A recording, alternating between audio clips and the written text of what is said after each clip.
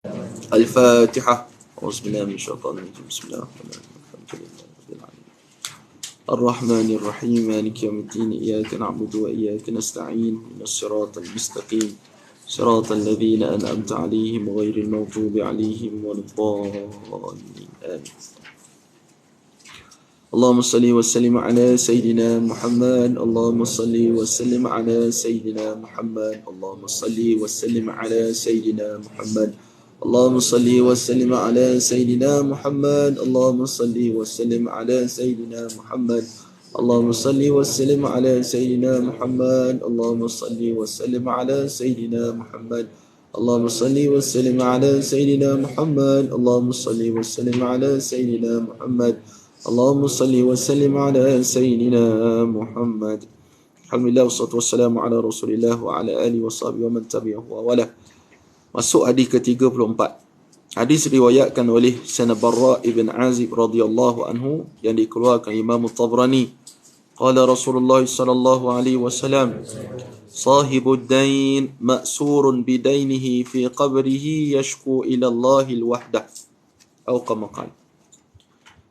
Nabi kata sahibud dain, orang yang berhutang. Seseorang yang berhutang. Hutang ni kita pinjam sesuatu benda pada orang dan wajib kita bayar balik. Wajib kita bayar balik. Sama ada sikit atau banyak, kecil atau besar, bila mana kita pinjam, wajib bayar. Hutang bukan suatu yang dicela dari syarak. Bahkan Nabi SAW sendiri pun pernah berhutang. Nabi pernah berhutang dan kita berhutang tu sebab kita atas dasar keperluan kita. Maka kata Nabi, sahibud dain, seseorang yang berhutang itu maksurun, dipenjarakan, bidainihi, dengan sebab hutangnya itu, fi qabrihi, dalam kubur dia. Yashku ila Allahil wahdah, mereka mengadu kepada Allah bahawasanya dia berada dalam keadaan keseorangan. Kata Nabi SAW, orang yang berhutang, maksudnya orang yang tak bayar hutang. Bukan mana orang berhutang asal hutang je kena penjara. Dia berhutang tapi tak bayar hutang dia semasa berada atas muka dunia. Maka kita dah belajar hadis Nabi SAW. Nabi sebut seseorang yang berhutang dan dia niat tak nak bayar hutang. Dia niat awal-awal lagi. Dia pinjam dengan orang ni, si fulan ni. Dia tahu si fulan ni baik. Kalau tak bayar pun tak apa. Dan dia niat untuk berhutang dengan si fulan tersebut dan niat dia memang tak nak bayar. Maka Allah Subhanahu Wa Taala akan balas ke akhirat nanti. Dengan mengambil segala amal baik dia, Allah transfer kepada orang yang bagi hutang kat dia pada muka dunia dulu. Tak cukup pahala dia, Allah ambil daripada dosa orang yang bagi hutang kat dia kat dunia dulu yang dia tak nak bayar tu, transfer bagi pada dia. Faham tak? Ini kalau dia niat tak nak bayar. Tapi kalau seorang tu berhutang, memang atas keperluan dia, dan dia berniat nak bayar hutang. Dia nak bayar, tapi dia tak mampu nak bayar. Sampailah dia mati, maka Allah Subhanahu Wa Taala akan bayar hutang dia dekat akhirat nanti. Cara Allah bayar ni kata ulama, sama ada orang yang bagi hutang tu dia maafkan ataupun dia halalkan, atau memang Allah Subhanahu Wa Taala akan bayar ke akhirat nanti kepada orang yang bagi dia hutang tersebut. Dengan syarat dia berniat nak bayar. Tapi jaga-jaga tentang niat. Dalam niat kita ada niat lain. Dalam niat ada niat macam mimpi juga. Umpama mimpi dalam mimpi. Kita dah mimpi. Rupanya kita ingat bukan mimpi, rupanya mimpi. Siapa biasa macam tu? Pernah tak pernah? Tu namanya umpama mimpi dalam mimpi. Tu lagu. Hadis yang kedua, Nabi kata, sahibud dain maghlulun fi qabrih hatta yuqda anhu. Orang yang berhutang itu dibelenggu. Macam mana cara dia belenggu? Diikat kedua tangannya ke batang tengkuk. Ni, sini, tangan. Orang berhutang dekat kubur nanti. Hatta yuqda anhu. sehingga diselesaikan hutang-hutang dia. Oh, susah. Ni Nabi sebut ni. Orang berhutang, tangan dia kena belenggu atas tengkuk. Sampailah selesai hutang-hutang dia. Itu sebab kita belajar faraid itu. Bila mana mati seseorang, satu benda yang kita kena bagi penelitian yang jitu, iaitulah hutang dia ada tak.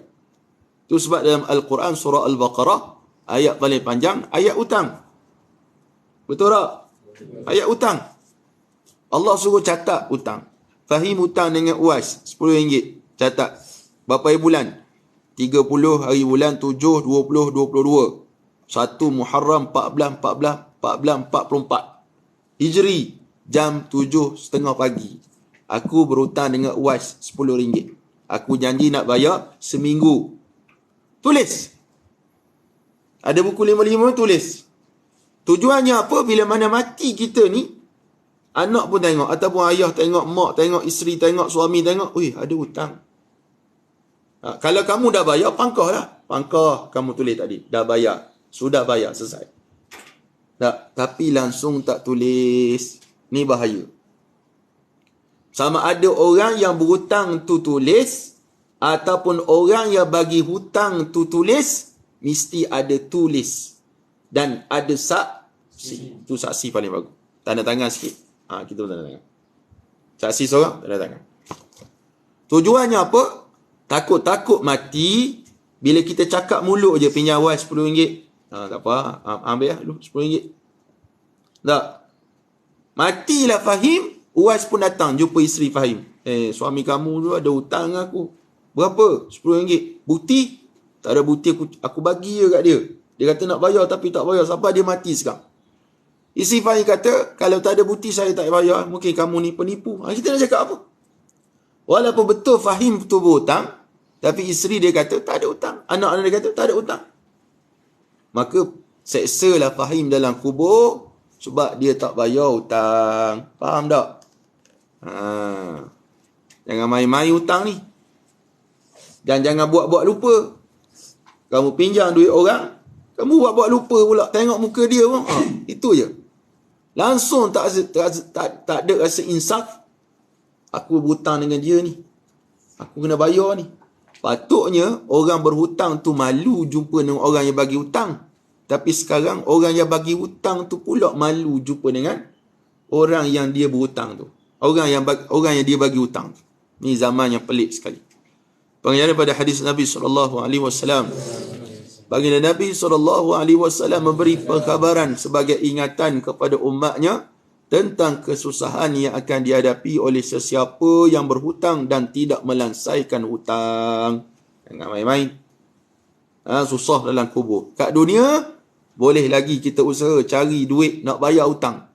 Tapi kalau dalam kubur, nak usaha macam mana?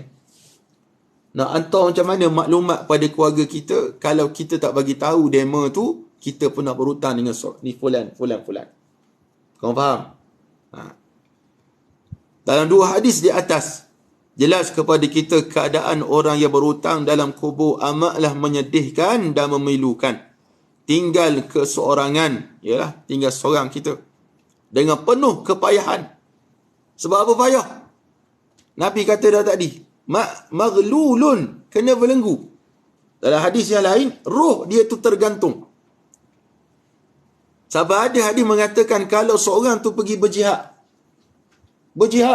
lawan Yahudi, lawan Nasrani, lawan kafir harbi, jihad dia ni, mati syahid, tak masuk syurga. Sebab apa? Hutang dia ada lagi. Nampak? Jangan main-main. Itu sebab kalau nak pergi berjihad, memang terpaksa pergi ni, tulis surat sikit, khabar kat isteri, khabar kat anak-anak, abah ada hutang dengan orang ni, tolong bayarkan kalau abah tak ada nanti. Kena khabar. Dan wajib kepada anak-anak bayar hutang menggunakan harta si mati. Tapi ramai juga di luar sana anak-anak yang ambil faraid, dia tak bayar hutang mak ayah dia. Kena seksa lah mak ayah, anak-anak senang lenang atas dunia, menghabiskan harta ayah. Sedangkan patutnya selesaikan hutang ayah terlebih dahulu, barulah kamu nak buat apa-apa yang diperlukan. tinggal kesorangan dengan penuh kepayahan jika ahli warisnya tidak mahu menyelesaikan hutang-hutang mereka. Yang ketiga, jika kita berhutang, jangan culas untuk bayar hutang. Jangan culas. Ni kawan telefon, kamu tak angkat. Kawan WhatsApp, belutik je, tak balas. Kadang kamu block kawan kamu tu. Ataupun tukar nama. Nama Ali. Tukar jadi Ali Setan, dia tulis. Bila dia call, anak dia angkat. Ayah, ada Ali Setan kau. Jangan jawab. Tu setan tu. Sedangkan Ali tu kawan dia. Ali tu bagi dia hutang. Bila tak bayar, dia kata setan ke Ali tu. Logik ke tak logik? Betul ke tak betul? Tak betul. Perbuatan tu tak betul. Dan jika tidak mampu, maklumkan kepada pemiutang agar hati pemiutang ni orang bagi hutang. Itu masuk pemiutang. Hati pemiutang itu tenang dan tidak sakit hati dengan kita. Kalau tak boleh bayar lagi. Contohnya, Uwais tadi pinjam dengan Fahim. Ataupun Fahim pinjam dengan Uwais. Nak bayar, dia pinjam 1 hari bulan 9 contoh. 1 bulan 8. Dia kata nak bayar 8 hari bulan 8. Bila tiba 8 bulan 8, Fahim tak boleh bayar. Fahim kena WhatsApp kepada Uwais. Assalamualaikum Uwais, minta maaf lah saya tak boleh bayar lagi hari ni. Isi saya bersalin. Uwais kata tak apa, beres. Nantilah tengok minggu depan ni macam mana. Tengok minggu depan tak boleh bayar pula. Khabar sekali. Assalamualaikum Uwais, minta maaf ya. Minggu ni pun saya tak boleh bayar. Kereta saya pancit pula. Tayar pecah. Macam-macam. Minta maaf, saya akan bayar satu masa nanti. Kena khabar. Kena. Ni senyap. Senyap je. Uwais tanya Assalamualaikum Fahim. Waalaikumsalam pun tak jawab. Tak. Fahim, bila hutang nak bayar? Belutik. Tak. Paling teruk. Blok teruk. Oh, dia blok. Kesian pada orang bagi hutang. Bayangkan kalau orang yang bagi hutang pada kamu tu memang dia perlukan duit ketika tu. Tiba-tiba dia tengok Fahim tukar kereta baru. Alza baru. Tukar rumah baru. Tukar kereta baru. Tukar motor baru. Sakit hati kita sakit hati. Hutang dia dengan kita. Dia hutang dengan kita. Bila minta tak ada duit. Tapi tengok hidupnya melancong sana, melancong umrah. Lepas umrah. Duit tak bayar. Dosalah dia. Dosalah dia. Dan adapun orang yang bagi hutang kepada seseorang, contohnya saya sebut tadi Fahim hutang dengan Uwais. Uwais kata, tak apa Fahim, kalau hang bayar, aku ambil. Kalau hang tak bayar, aku halal. RM1 je pun. Kalau hang bagi, aku ambil. Kalau hang tak bagi, aku halal. Itu lagi bagus. Kita tahu kawan kita ni memang orang sengkit, orang susah. Memang dia suka berhutang. Dan memang terkenal di dunia ni, di alam dunia, memang dia takkan bayar hutang. Maka kamu kena niat awal-awal, kalau dia bayar, saya ambil. Kalau dia tak bayar, saya halalkan. Sebab apa? Kalau kamu tak buat gitu, kesian dia dalam kubur nanti. Dia pinjam dengan Mustaqim, pinjam dengan Irsyad, pinjam dengan Intimia, tak bayar. Ya dalam kubur nanti. Kalau kamu tak halalkan, seksalah Fahim dalam kubur. Itu sebagai contoh sahaja. Moga Allah Subhanahu Wa Taala menjadikan kita di kalangan orang yang mampu membayar hutang. Dan ada doa yang Nabi ajar pada kita untuk kita bebas daripada hutang.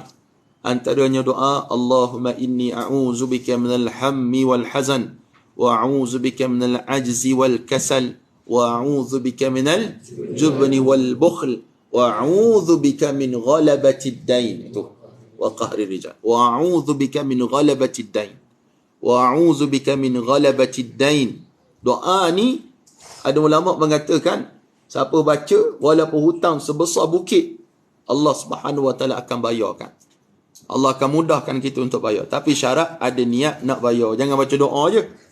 Duit banyak tapi tak bayar, dia baca doa Allah min ghabatid dain wa qahr rijal. Min ghabatid dain wa qahr rijal. Itu tak jadi. Dia kena bayarlah.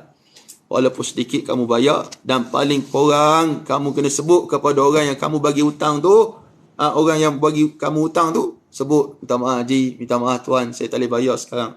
Kena cakap sepatah. Walaupun malu-malulah. Berhutang ni malu tak? Malu. Tapi terpaksa kita berhutang.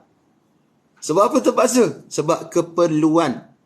Bukan kita berhutang sebab nak tunjuk kita lagak. Itu lagi masalah. Bahkan ulama kata haram kita berhutang Sebab kita nak tunjuk lagak pada orang. Apa lagaknya? Kita tak mampu pakai kereta besar. Kita beli kereta besar. Tujuannya apa? Nak tunjuk pada orang. Dosa besar. Dosa kita. Perbuatan tersebut. Walaupun hutang tu sah, tapi perbuatan itu berdosa disebabkan kita berhutang. Bukan sebab keperluan, tapi sebab nak menunjuk pada orang. Nak menunjuk kepada orang. Ada soalan? Ya, mustaqim. Kalau mak bapak tu mati berhutang, asal anak-anak tak bayar tu, anak-anak tu berdosa. Baik. Soalan yang baik. Dia tanya, kalau mak bapak tu berhutang, anak-anak tak bayar hutang. Yang pertama, tengok. Kalau mak bapak tu mati, dia meninggalkan harta, anak tak gunakan harta mak ayah dia tu untuk bayar hutang mak ayah, maka berdosa anak-anak. Adapun bagi ayah yang dalam kubur tersebut, seperti mana hadis yang kita baca tadi, maksurun maghlulun.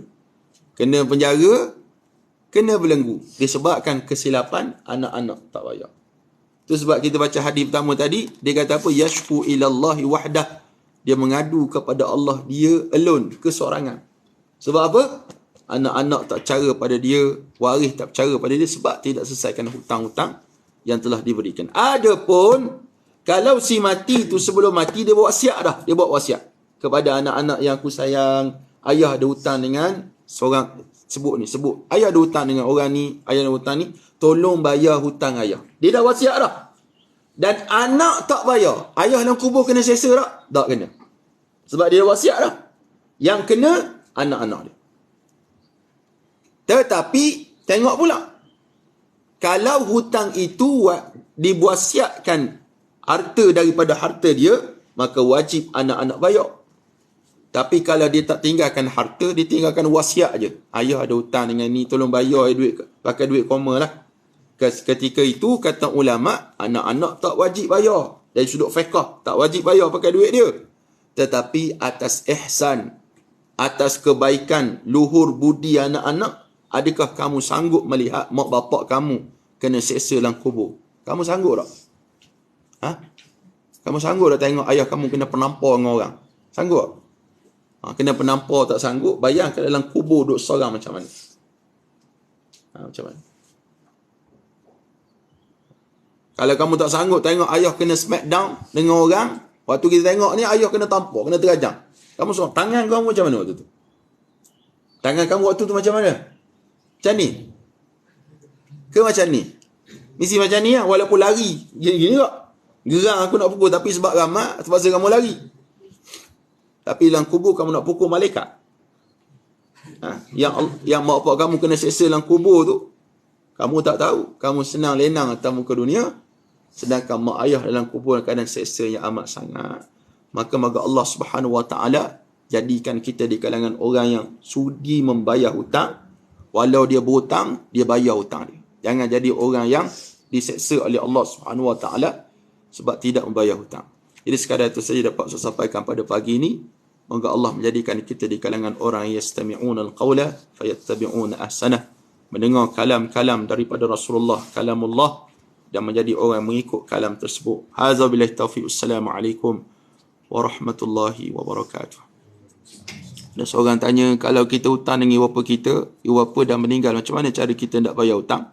Baik, Shirin Rin 882, untuk makluman kepada sahabat-sahabat yang menonton live saya ni, kalau kita berhutang dengan mak ayah kita, kemudian mak ayah mati, hutang tersebut menjadi pusaka, wajib difaraidkan dan diberikan kepada waris yang layak di kalangan adik-beradik, termasuk kita sendiri. Yang berhutang pun kita layak dapat juga pusaka. Jadi, bila mana kita berhutang dengan seseorang, orang tu mati, hutang tersebut menjadi pusaka dan wajib diserahkan kepada waris menjadi harta pusaka. Hadza billahi taufiq. Assalamualaikum warahmatullahi wabarakatuh. Bergerak kat mana hari ni?